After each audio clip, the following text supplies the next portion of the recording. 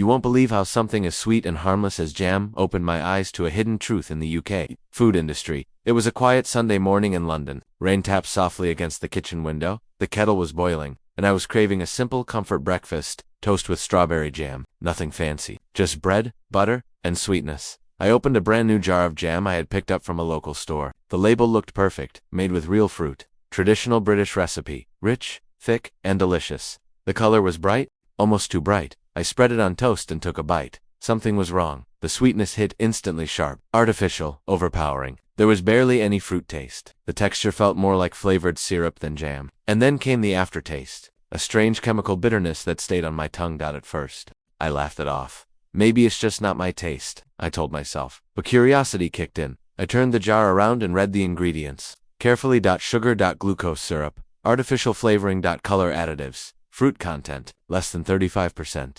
That's when a simple question changed everything. If jam is supposed to be fruit, why is sugar doing all the talking? That morning marked the beginning of a deep investigation into what many UK jam brands are really selling, and why some of them should seriously be avoided. Jam feels safe. It sits quietly on supermarket shelves, part of our childhood breakfasts, school lunches, and tea time rituals. We trust it without question. But that trust is often misplaced. As I started researching, I discovered something shocking. Many jam brands in the UK are legally allowed to call themselves jam, while containing very little real fruit. Here's how the trick works. 1. Sugar overload. Some brands use extreme amounts of refined sugar and glucose syrup to cut costs. Sugar preserves jam longer, but it also hides poor quality fruit. The result? A product that tastes sweet but offers almost no natural nutrition. 2. Artificial colors and flavors to make low-fruit jam look appealing. Manufacturers add bright red or purple dyes and lab-made flavors. The jam looks rich and fruity, but it's all an illusion. 3. Vague marketing words. Phrases like fruit-inspired traditional taste, made with real fruit flavor. Notice the trick. They don't clearly say how much fruit is inside. 4. Cheap fruit sources. Some brands use fruit pulp made from overripe, frozen, or imported fruit that has been stored for months. Nutritional value is already lost before production even begins. Point 5. Long shelf life equals red flag. Real fruit jam doesn't last forever. If a jam claims to stay fresh for years after opening, something unnatural is helping it survive. The deeper I went, the clearer it became. This wasn't about one bad jar. This was about a systemic problem. So instead of naming specific companies, I identified 7 dangerous types of UK jam brands, patterns that consumers should avoid at all costs. These are fictional brand types, but the practices behind them are very real. 1. The sugar jar. Brand. This jam is basically flavored sugar. Fruit content is low, sweetness is extreme, and nutrition is almost zero. Parents often buy this unknowingly, thinking it's a healthy option for kids. In reality, it's closer to candy than fruit. -2. The bright color trap brand. If the jam looks unnaturally red or glowing purple, be careful. These brands rely heavily on artificial colors to distract you from poor ingredients. The brighter the jar, the weaker the fruit quality usually is. -3. The tiny fruit percentage. Some jars proudly display fruit images but hide the real number in tiny print. 0.30% fruit. Sometimes even less. That means more than half the jar is sugar, syrup, and fillers.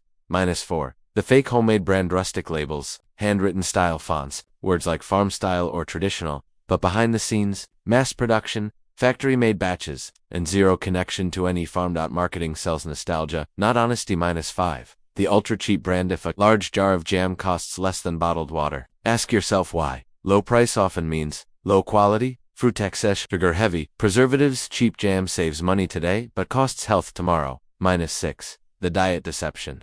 Brand marketed as low sugar or light, but filled with artificial sweeteners and chemical thickeners. These can upset digestion and may cause long-term health issues when consumed regularly. -7. The endless shelf. Brand jam that looks unchanged months after opening is not normal. Real fruit breaks down. Color fades, texture changes. If nothing changes, something unnatural is at work. During my research, I spoke to a former food warehouse worker, let's call her Emma. She had worked with bulk jam supplies for discount retailers. What she told me was disturbing. Some fruit pulp arrived, frozen and already oxidized. Sugar was added to mask sourness. Artificial flavoring was mixed in to restore taste. She said one line that stuck with me. People think jam comes from fruit. Most of it comes from chemistry. I also found hundreds of online reviews mentioning headaches after eating jam, stomach discomfort, extreme sweetness, zero fruit flavor, and yet, people kept buying. Why? Because jam feels harmless? Because it's cheap? Because we never question it? But the truth is simple. What you eat daily matters more than what you eat occasionally. A spoon of bad jam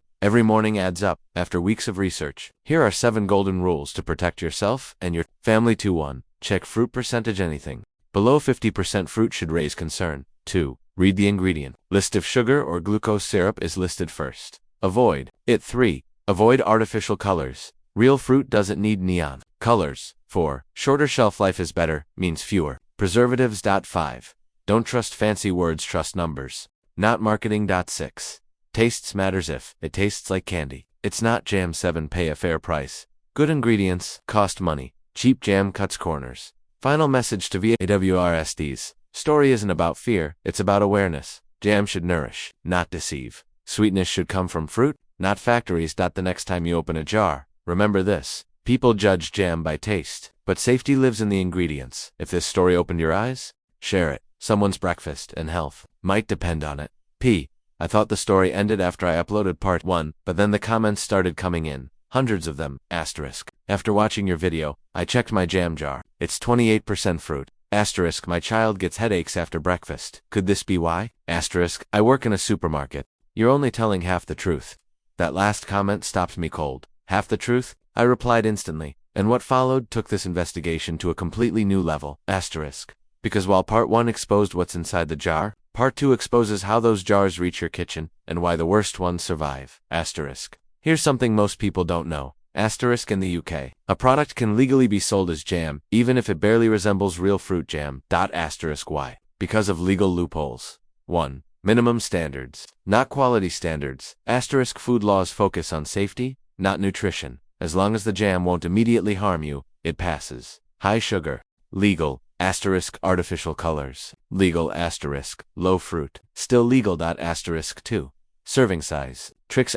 Sugar content often looks low until you notice the serving size is unrealistically small. Nobody eats 1 teaspoon of jam, but labels pretend we do. 3. Clever ingredient order. Manufacturers split sugar into multiple names. Sugar, glucose, syrup, fructose. This pushes sugar lower on the list, making the product appear healthier. 4. Imported bulk production. Many jams sold in the UK aren't even made here. They are produced in bulk factories abroad, shipped, frozen, repackaged, and relabeled as UK style or British recipe. British name, foreign shortcuts, and consumers never know. In part 1, we covered 7 major types, but part 2 uncovered 3 more silent threats people rarely talk about. 8. The kid's favorite jam. Bright packaging, cartoon fruits, fun fonts. But inside, extreme sugar, artificial colors, zero fiber. Marketed to children, designed for addiction. 9. The seasonal special jam. Limited edition, holiday flavors, special labels. These often use leftover fruit pulp from other productions, heavily masked with flavoring to avoid waste. Cheap for brands, risky for consumers. 10. The organic-looking trap.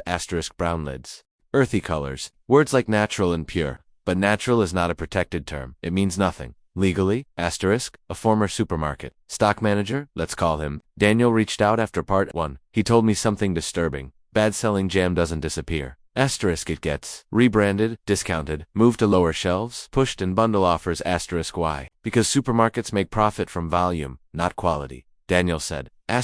Greater than good jam sells slowly. Cheap jam flies off shelves. And that explains everything. Tastes trains people. Sugar hooks them. Price keeps them loyal. Never enters the conversation. This isn't about jam alone, it's about what we normalize. A spoon of bad jam today, a bowl of sugar cereal tomorrow, a processed snack at night.